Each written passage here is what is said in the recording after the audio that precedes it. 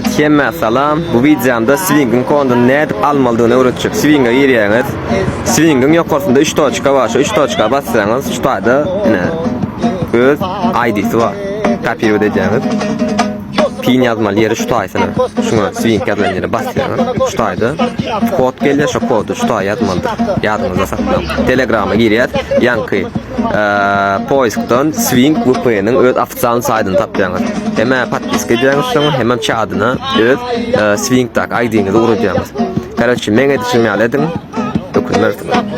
Ben size muğut sade uğradatayım şu atla. Başkala 20 manat 30 manat. O euro çok çek bile. Bizdes bile. On yalat yok. Muğut sade muğut alın bile. Sokturmayın onu özünüzü. Kod yasap beriyaz, halal, palal, on yalatlar, hemmesi bluff edeceğiniz, yalın.